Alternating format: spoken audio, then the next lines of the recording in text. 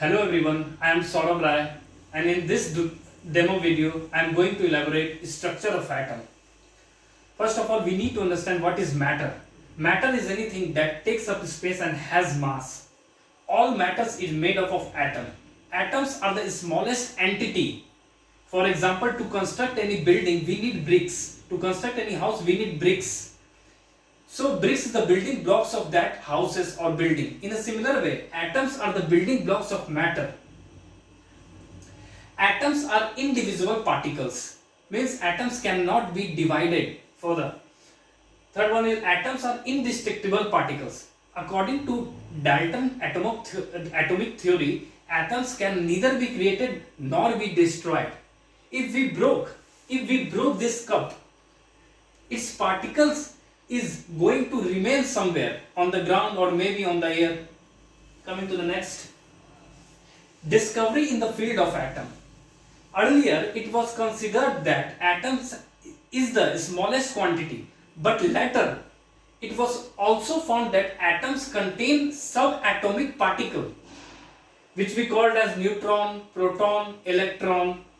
Neutron, which is neutral in charge, which has a charge of 0. Proton, which has a charge of 1.6 into 10 raised to the power minus 19 coulomb. Coulomb is a SI unit of charge. Electron, which has a charge of minus 1.6 into 10 raised to the power minus 19 coulomb.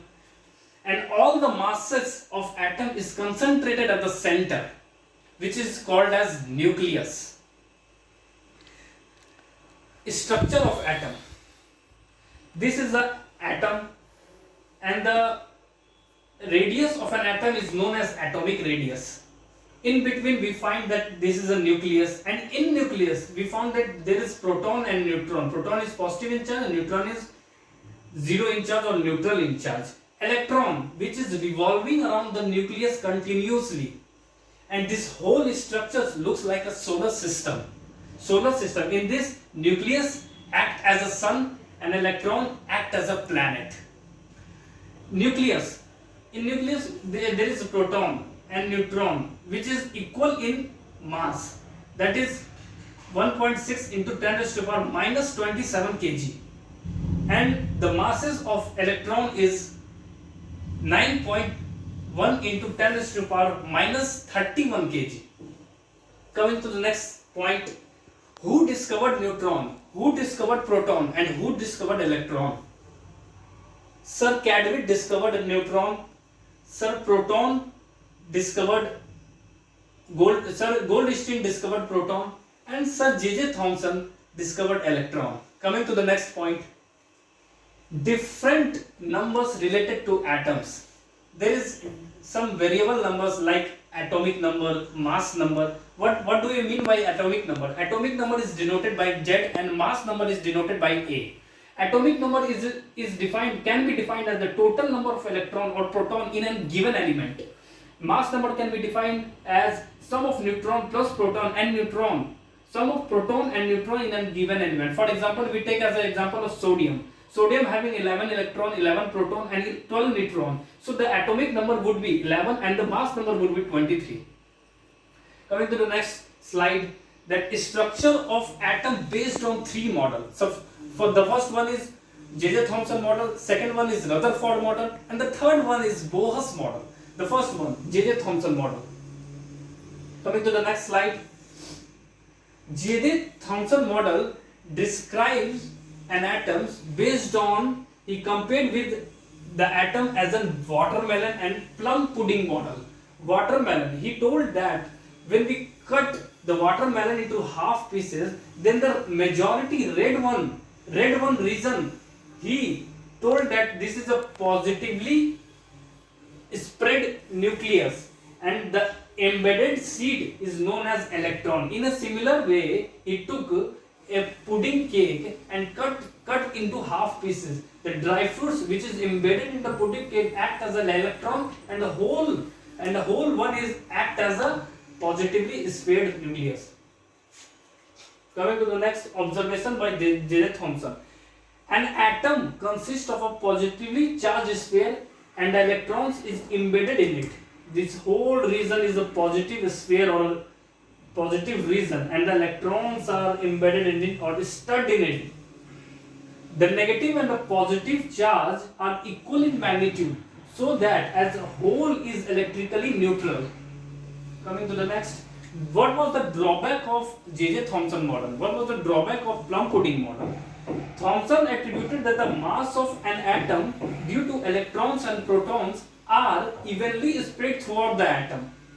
This is not in the case of Rutherford, which we are going to study further, who concluded that the mass is concentrated in a very small space in centers of atoms called nucleus. Coming to the next slide, Rutherford model. Rutherford model, which is known as, he has done his experiment which is known as alpha particle scattering experiment or gold foil experiment. In this, it consists of three things: alpha particles, gold foil, and Janus screen. Alpha particles is basically helium ion or helium nuclei, and the gold foil. Why he has taken gold foil? Because gold is malleable in nature. Malleable means it can be converted into thin sheets. And Janus screen, the screen which the beam is thrown out through alpha scattering emitter, is displayed on it. Coming to the next point, see. This is the alpha emitter, the source of alpha particles. The alpha, and this is the source of alpha particles. This is the gold foil. Gold foil. This is, and this, the circumference which you are seeing is the Janus screen. So alpha at a very high speed, very quickly hit to the gold foil, and most of the alpha particle pass through the foil, gets undeflected. So it means that most of the space inside the atoms is empty. The first point. And the second point, very few alpha particles were deflected by very small angle. It means indicating that the positive charge of the atoms occupies very little space. And the third one is, very extremely rarely, 1 in 12,000, alpha particles were reversed, were hit back, bounce back at an angle of 180 degree, indicating that all the positive charge and mass of the gold atom were concentrated in a very small volume within the atom. Coming to the next point, drawback. What was the drawback of this model? Any particle in a circular orbit would go acceleration. During acceleration, charged particles would radiate some energy. Thus, the revolving electron would lose some energy and finally fall into the nucleus. If this were so, the atom would be highly unstable and hence the matter does not exist. So this drawback is given by Planck theory. Coming to the next, further Bohr's model clarified the Rutherford model. Bohr's models of an atom is given by Sir Neil Bohr. He told that electrons revolve around the nucleus in a very discrete orbit. In a very discrete orbit means very different orbit. And the second verse is, while revolving in discrete orbit, the electron do not radiate energy. So this, the Rutherford model got clarified, further got improved through Bohr's model of an atom. Thank you so much.